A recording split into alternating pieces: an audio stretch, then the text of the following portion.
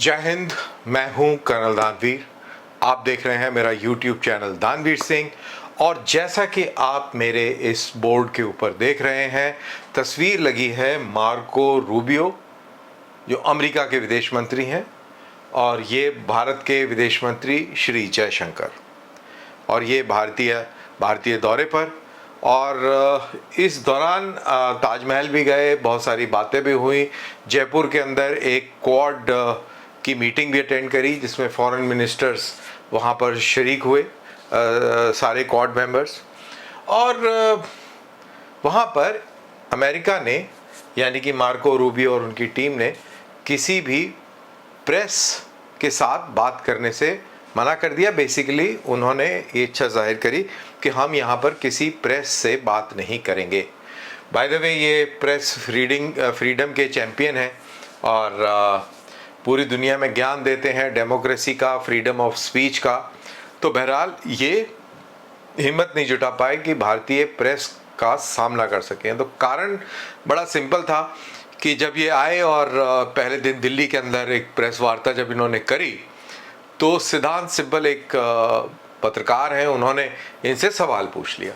उन्होंने कहा कि मैं मतलब अपने वर्ड्स में बता रहा हूँ कि उन्होंने कहा कि आप भारत के साथ अच्छे संबंध चाहते हैं, लेकिन आपके मुल्क में भारत के प्रति काफ़ी रेसिज्म है और काफ़ी अपशब्दों का इस्तेमाल किया जाता है। तो जाहिर सी बात है, उनका हिंट डोनाल्ड ट्रंप को की ओर था, इशारा वहाँ किया गया था, क्योंकि डोनाल्ड ट्रंप ने भारत को हेल होल कहा था, बहुत सारी उल्टी सीधी बातें करी थी। तो इन्होंने बोला कि सारे देशों के अंदर बेवकूफ़ लोग होते हैं और वो कुछ ना कुछ बोलते रहते हैं, सबका संज्ञान नहीं लेना चाहिए।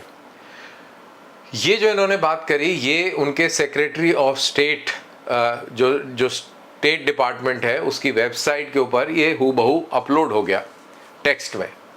और जब उनको पता लगा कि यार ये तो गड़बड़ हो गई है, ये बेवकूफ़ आदमी रेफरेंस तो डोनाल्ड ट्रंप के प्रति जा रहा है, उनको उंगली दिखाई जा रही है, तो उन्होंने अगले दिन फटाफट डिलीट कर दिया। लेकिन बहरहाल पूरी दुनिया ने इसको देख लिया, और आजकल डिजिटल का ज़माना है, तो आप एक बार चीज़ पोस्ट कर दें, उसको आप चाहे डिलीट कर दें, लेकिन वो रहती है।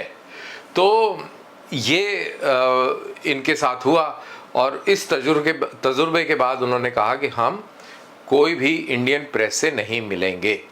उन्होंने फिर ये भी कहा कि जब प्रेस पत्रकारों ने ये पूछा कि भारत के खिलाफ आपने इतने टैरिफ लगाए, तो आप कहते हैं कि बहुत स्ट्रेटेजिक पार्टनर है, बहुत महत्वपूर्ण है, तो आपने ये सब क्या?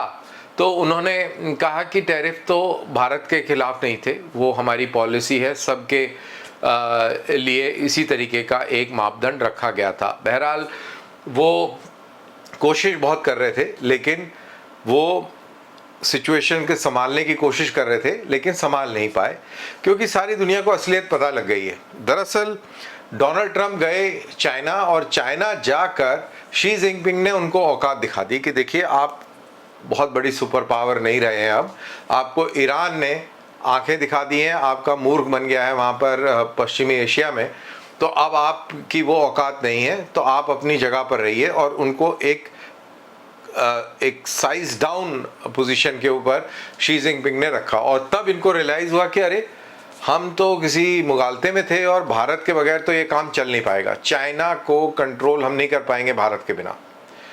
तो फिर इनको लगा कि अरे, हम क्वाड को दरकिनार करते रहे, उसकी मीटिंग्स की अहमियत नहीं दे रहे थे, और हमें लग रहा था कि हम बहुत बड़ी सुपर पावर हैं।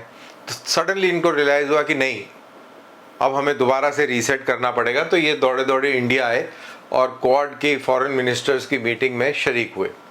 वहीं जयशंकर साहब को मानना पड़ेगा, उन्होंने बड़ी सफाई से कहा कि जैसा आप अमेरिका फर्स्ट का नारा देते हैं, ऐसे ही हमारे लिए भी इंडिया फर्स्ट है, इंडिया के लोग फर्स्ट हैं, और एनर्जी सिक्योरिटी हमारे लिए बहुत ही स्ट्रेटेजिक है, और हमें जहाँ से भी सस्ती सिक्योर एनर्जी मिलेगी, हम वहाँ से लेंगे।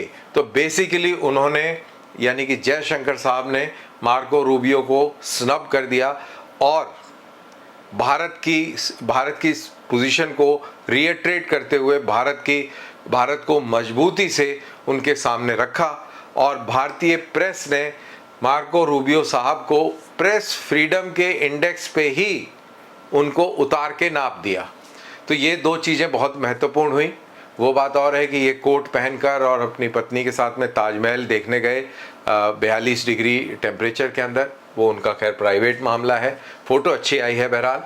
तो ये थी इनकी यहाँ की विज़िट, और बहुत ही संक्षेप में और समैरिली मैंने आपको इसकी समरी दी। तो आपको ये पसंद आई तो आप इसको लाइक कर दीजिए और दोस्तों के साथ शेयर कर दीजिए। मेरे इस वीडियो को देखने के लिए बहुत बहुत धन्यवाद। फिर मुलाकात होती है एक नए वीडियो के साथ। जय हिंद।